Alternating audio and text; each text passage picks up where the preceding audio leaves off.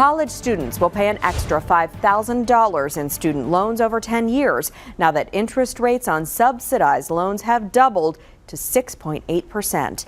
10 TV's Jeff Hogan sat down with Ohio State University economics professor Lucia Dunn about the possible far-reaching consequences of climbing student debt. Student debt, something that has just grown year after year after year, it seems anyway, and it affects you, Professor Dunn, right in your classroom. You see this every day with the students that you have here. Oh, sure. Many students talk to me about it. How they deal with it. I mean, it's got to be on their minds. It's got to be something that is driving some people crazy. I mean, if you got kids that are wanting to go to college at some point and you want to save for it and everything else, interest rates keep climbing. What are we looking at long term here, the repercussions that we're dealing with? Well, our research shows that there are very serious implications for the growing student debt. For one thing, it affects first-time home buying. Many students come out of college now with the equivalent of a mortgage. They have a hard time qualifying for a mortgage on a house and a hard time, making the payments. It affects marriage. Marriage is being delayed by students with lots of debt, and that affects family formation. So, in other words, you're starting your family at an older age, and of course that means the birth rate inevitably will go down. So all of these things have long-term consequences for the American population. Well, certainly not something I would have taken into account. The marriage numbers being pushed back and the family formation. Yes, I mean, I don't think people get into that much. I mean, we have to assume also that this isn't going to roll back from Congress, giving it a one-time fix and get back to where it was for a year maybe. We just have to assume that these are going to be the new numbers, doubling the interest rate, and we're going to have to deal with this. That's what I think, most people feel is on the horizon for us. It's just going to be a factor in young people's lives for a long time. Other things that it's doing is we are doing research now that shows it's a major cause of young people moving back in with their families.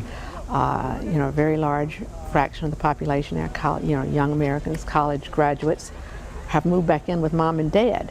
And the college debt is a big factor in that. So it's just changing the way the whole American family is structured. If it's coming out as this debt that is going to be paid to the government and taxed and interest rates and things like that, what if these kids default on it? What if they're not paying that debt back and the government's not going to get that money? Well, that's a big issue. Currently, you're not allowed to write off student debt in a bankruptcy. But there are at least 2 bills in Congress now that have been introduced to put student debt into the eligible categories for write-off in a bankruptcy. So, and the thing is, you can't get, water from a stone. Many young people do default on the student debt. We expect to see the default rate greater as the interest rates go up and the debt keeps accumulating. So I think there's no way around that we're going to have more student default. I think that when you look at that scenario, when they come out and all those things, do kids come out of college typically with this debt hanging over their heads and maybe snap up that first job that they find out there?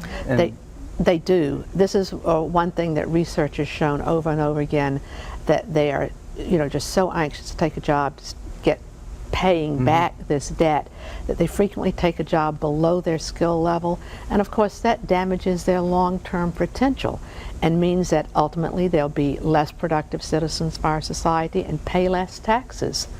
So it has that consequence also in the labor market.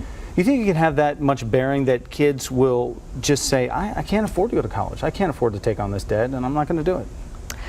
Certainly, we think it will affect the number of people going to college.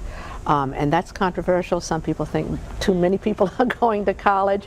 It's always been the premise of our society that a better educated citizenry is better for your country in the long run. And I don't think anybody's backing off from that.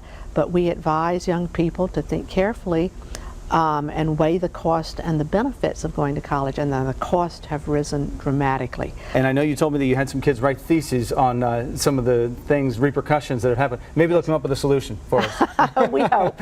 We hope. Well, thank you so much for your time. Very Economics nice to talk to you. Professor Lucia Dunn from Ohio State. Appreciate the time. Thank you.